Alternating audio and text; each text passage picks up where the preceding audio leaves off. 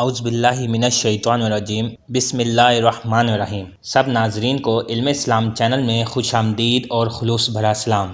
کائنات میں ہر چیز کو کسی نہ کسی وجہ سے کوئی نہ کوئی خصوصیات حاصل ہے۔ بعض چیزوں میں ایسی خصوصیات ہوتی ہیں جن کا تعلق عبادات سے ہوتا ہے، جیسے نماز، روزہ، زکوٰۃ، حج، قربانی وغیرہ کے۔ ان کا تعلق اوقات اور ایام کے ساتھ ہے، اور ان اوقات و ایام کو ان کی وجہ سے خصوصیات حاصل ہیں۔ اور بعض چیزوں میں ایسی خصوصیات ہوتی ہیں جن کی وجہ سے اس چیز کی شان بڑھائی گئی ہو، جیسے لیلۃ القدر کی خصوصیات کہ اس میں قرآن کا نزول، گناہوں کی معافی، 1000 مہینوں کی عبادت کا ثواب موجود ہونا وغیرہ۔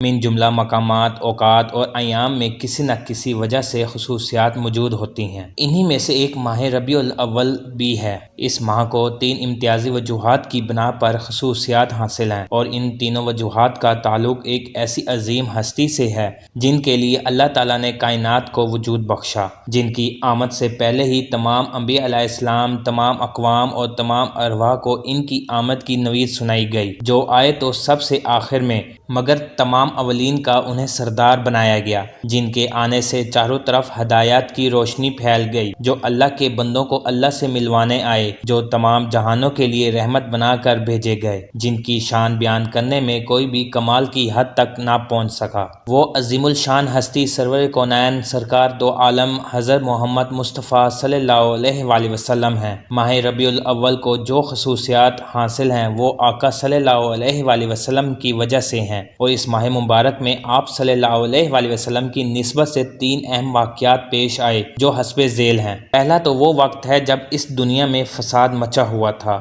ہر طرف تاریکی چھائی ہوئی تھی۔ اس وقت اللہ نے انسانیت پر رحم فرمایا اور اس فساد، تاریکی اور ظلم و جبر کو ختم کرنے کے لیے اپنے پیارے حبیب حضرت محمد صلی اللہ علیہ وآلہ وسلم کو اس دنیا میں بھیجا۔ آپ صلی اللہ علیہ وآلہ وسلم کا آنا تھا کہ بس بے سہاروں کو سہارا مل گیا، ڈوبتے کو کنارہ مل گیا۔ آپ صلی اللہ علیہ وآلہ وسلم کا اپنی چشم اطہر کو کھولنا تھا کہ وہ گھر تو گھر، سارا جہان نور سے بھر گیا۔ ہزاروں سال سے روشن فارس کا آتش کدہ بجھ گیا۔ گو پیدائش کے وقت ہی اللہ نے یہ دکھا دیا کہ آپ صلی اللہ علیہ وآلہ وسلم کے ذریعے اس دنیا سے کفر و شرک کی تاریکی ختم ہو گئی، اور ہدایات کا وہ نور پھیلے گا جو رہتی دنیا تک قائم رہے گا۔ دوسرا وہ وقت تھا جب اللہ کے حبیب صلی اللہ علیہ وآلہ وسلم پر مشرکین مکہ مظالم ڈھانے سے باز نہ آئے۔ طرح طرح سے آپ صلی اللہ علیہ وآلہ وسلم اور آپ صلی اللہ علیہ وآلہ وسلم کے رفقائے صحابہ کرام رضی اللہ تعالیٰ عنہ پر تکالیف کا سلسلہ جاری رکھا۔ تب اللہ نے اپنے محبوب صلی اللہ علیہ وآلہ وسلم کو اپنے صحابہ کے مکہ مکرمہ سے مدینہ کی طرف مستقل ہجرت کرنے کا حکم دیا۔ چنانچہ ماہ صفر کے اخیر میں آپ صلی اللہ علیہ وآلہ وسلم نے ہجرت کی تیاری مکمل کی، اور صحابہ کرام رضی اللہ تعالیٰ عنہ کو بھی اس کا حکم دیا۔ رسول اللہ صلی اللہ علیہ وآلہ وسلم نے اپنے ساتھ صرف حضرت ابوبکر صدیق رضی اللہ تعالیٰ عنہ کو لیا، اور ماہ ربیع الاول کے شروع میں اپنا آبائی اور محبوب وطن چھوڑ کر شہر مدینہ کی طرف تشریف لے گئے، جہاں رسول اللہ صلی اللہ علیہ وآلہ وسلم کا استقبال کیا گیا۔ ہجرت کے بعد جس تیزی سے اسلام پھیلا، وہ مسلمانوں کو جو قوت ملی وہ حالت ہجرت سے پہلے نہیں تھی۔ اس بات کا اندازہ اس سے لگائیے کہ ہجرت سے پہلے مسلمانوں کی تعداد بہت کم تھی، اور ہجرت کے بعد مسلمانوں کی تعداد رسول اللہ صلی اللہ علیہ وآلہ وسلم کے زمانے میں بڑھتے بڑھتے 1 لاکھ سے بھی تجاوز کر گئی۔ ہجرت ہی کی برکت سے حضرت عمر رضی اللہ تعالیٰ عنہ کے دور خلافت میں اسلامی سال کا آغاز ہجرت سے کیا گیا۔ یہ وہ دوسرا واقعہ تھا جو اس ماہ مبارک ربیع الاول میں پیش آیا اور اسے مزید خصوصیات سے نوازا گیا۔ تیسرا وہ وقت تھا جسے لکھتے ہوئے مورخین اور مصنفین کے ہاتھ کانپ جائیں، قلم خود بھی چلنے کی ہمت نہ کرے، بیان کرنے والوں کی زبان حرکت کرنے سے رک جائے، پڑھنے اور سننے والوں کے دل لرز اٹھیں کہ جب اسلام کو غلبہ حاصل ہو گیا، دشمنان اسلام مغلوب ہو گئے، لوگ جوک در جوک اسلام میں داخل ہونے لگے، مکہ و مدینہ سے باہر بھی اسلامی ریاست قائم ہونے لگی، ہر طرف مسلمانوں کے لیے خوشی کا سماں بن گیا۔ اس وقت ایک ایسا ثانیہ بھی ہونا تھا جو سب کو غمگین کر دے، چہروں سے مسکراہٹیں غائب ہو جائیں، آنسوں کی قطاروں کی شکل میں بہنے لگیں۔ وہ وقت آ گیا جب اس عظیم ہستی کو موجود اور آنے والے لوگوں کو چھوڑ کر جانا تھا۔ ماہ صفر کے آخری عشرے میں رسول اللہ صلی اللہ علیہ وآلہ وسلم بخار میں مبتلا ہوئے۔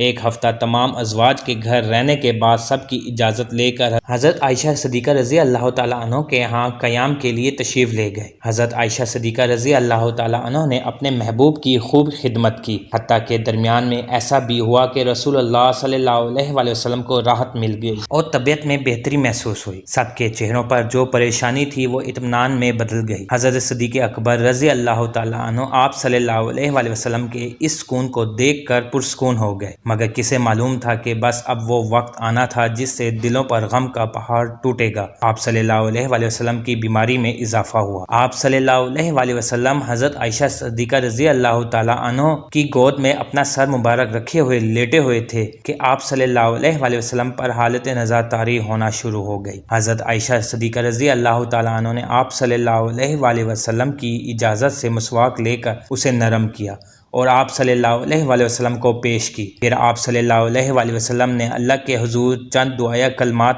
کہے۔ ان کلمات کو ادا کرتے ہی اللہ کے حبیب اپنے چاہنے والوں کو چھوڑ کر اس دار فانی سے رحلت فرما گئے۔ رسول اللہ صلی اللہ علیہ وآلہ وسلم کی وصال کی خبر صحابہ کرام رضی اللہ تعالی عنہ پر قہر بن کر گری۔ ہر ایک صحابی کا یہ عالم تھا کہ آنسو بہہ رہے تھے، دل ثقیل سے ثقیل تر ہوتا جا رہا تھا۔ کچھ تو ماننے کو ہی تیار نہ تھے، جن میں حضرت عمر فاروق رضی اللہ تعالیٰ عنہ سرفہرست تھے، کیونکہ یہ ایسی ہستی کی جدائی کی خبر تھی جو ہر چیز سے زیادہ محبوب تھی۔ صدیق اکبر رضی اللہ تعالیٰ عنہ بھی گھوڑے پر سوار ہو کر مدینہ واپس تشریف لے آئے۔ آپ رضی اللہ تعالیٰ عنہ کے چہرہ انور سے چادر ہٹائی، بوسہ دیا اور رونے لگے۔ اس وقت غم کا جو عالم تھا ایسا پھر کبھی نہ آنا تھا۔ جن کے آنے سے گلیوں پر بہار آئی تھی، آج ان سب گلیوں نے مرجانا تھا۔ غم و درد کی گھٹائیں پورے جہاں میں پھیلی ہوئی تھیں، اور کیوں نہ پھیلتی۔ اللہ کے حبیب اور ہم سب کے پیارے آقا حضرت محمد صلی اللہ علیہ وآلہ وسلم اس دنیا سے رخصت ہو گئے تھے۔ یہ وہ تیسرا بڑا ثانیہ تھا جو اس ماہ مبارک میں پیش آیا۔ ان تین واقعات کو بیان کرنے کا مقصد ان سے ملنے والے تین سبق کی طرف توجہ دلانی ہے۔ معزز سامعین، ان تین واقعات کو بیان کرنے کا مقصد ان سے ملنے والے تین سبق کی طرف توجہ دلانی ہے۔ پہلا سبق، رسول اللہ صلی اللہ علیہ وآلہ وسلم کی پیدائش سے ہمیں یہ سبق ملتا ہے کہ آپ صلی اللہ علیہ وآلہ وسلم کی بعثت کا مقصد انسانوں کو اللہ کے احکام پہنچانا تھا، تاکہ وہ ان پر عمل کر کے اپنے خالق و مالک کے قریب ہو جائیں۔ ہر نبی کو ان کی قوم کی طرف بھی اسی مقصد کے تحت بھیجا گیا، کیونکہ انبیاء کرام علیہ السلام اللہ کے قاصد ہوتے ہیں، جو اللہ کے احکام اور پیغام اللہ کے بندوں تک پہنچانے آتے ہیں۔ تو اب اگر ہماری زندگی اللہ کے احکام اور رسول اللہ صلی اللہ علیہ وآلہ وسلم کی تعلیمات کے مطابق نہیں ہے، تو ہمارا کوئی بھی فعل ہمیں اللہ اور اس کے رسول اللہ صلی اللہ علیہ وآلہ وسلم کی رضا تک نہیں پہنچا سکتا، کیونکہ اللہ کی رضا تو اللہ کے رسول کی اتباع میں ہے، اور اللہ کے رسول صلی اللہ علیہ وآلہ وسلم کی رضا اللہ کے احکام کو بجا لانے میں ہے۔ دوسرا سبق، رسول اللہ صلی اللہ علیہ وآلہ وسلم اور مسلمانوں کی ہجرت سے ہمیں یہ سبق ملتا ہے کہ جس طرح حضور اکرم صلی اللہ علیہ وآلہ وسلم اور صحابہ کرام رضی اللہ تعالیٰ عنہ نے اس دین کی خاطر تکالیف برداشت کی، پھر اپنے آبائی وطن، اپنا گھر بار سب کچھ چھوڑ کر اشاعت اسلام کے لیے دوسرے شہر کو اپنا وطن بنایا، اسی طرح ہمیں بھی اللہ کے احکام پر عمل کرنے کے لیے ان ساری چیزوں کو چھوڑنا ہوگا جو مخلوق اور خالق کے تعلق میں خلل کا سبب بن رہی ہیں۔ ان تمام نفسانی خواہشات کو پس پشت رکھنا ہوگا جو اللہ اور اس کے بندوں کے درمیان حائل ہو رہی ہوں، جو اتباع سنت سے ہمیں روکتی ہوں۔ ساتھ ساتھ ہجرت سے یہ درس بھی ملتا ہے کہ اس دین کے لیے کچھ قربانیاں دینی پڑتی ہیں،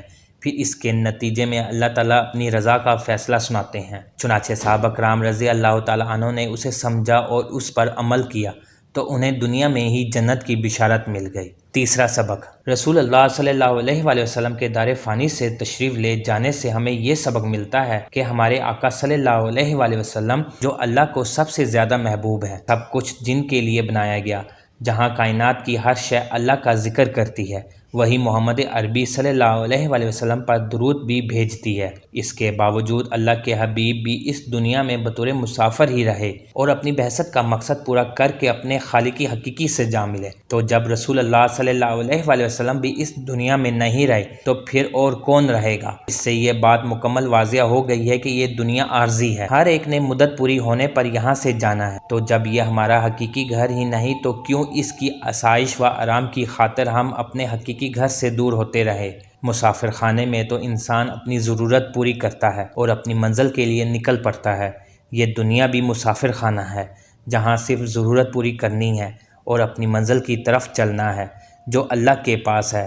یہی وجہ تھی کہ حضور صلی اللہ علیہ وآلہ وسلم کی اس دنیا سے تشریف لے جانے کے بعد اکثر صحابہ رضی اللہ تعالیٰ عنہم مدینہ چھوڑ کر پوری دنیا میں پھیل گئے تاکہ اس دنیا میں آنے کا مقصد پورا کر سکیں اور لوگوں تک اس دین کو پہنچائیں جو انہیں آقا صلی اللہ علیہ وآلہ وسلم کے ذریعے ملا تھا۔ میرے پیارے عزیز دوستو، ان 3 اہم واقعات اور ان سے ملنے والے اسباق کو اگر ہم اپنی زندگی میں لے آئیں تو سارا سال ہمارے لیے ربیع الاول بن جائے گا، اور نہ صرف اس دنیا کی بلکہ یقیناً آخرت کی کامیابی بھی ہمیں نصیب ہوگی۔ لیکن اگر ہم ان اسباق کو بھلا کر ایک آزاد شخص کی طرح نفس کے غلام بن جائیں تو ہمیں دنیا و آخرت میں خسارے کا سامنا درکار ہوگا جو کسی کی بھی خواہش نہ ہوگی۔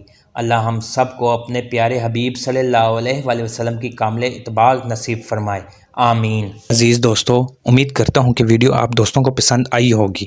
ویڈیو پسند آ جائے تو لائک اور شیئر ضرور کر دیجیے گا، اور آنے والی نئی ویڈیوز کے لیے ہمارے چینل کو سبسکرائب کر دیں اور ساتھ میں گھنٹی کے بٹن کو ضرور دبا دیں تاکہ ہماری نئی آنے والی ویڈیوز سب سے پہلے آپ تک پہنچے۔ اللہ حافظ۔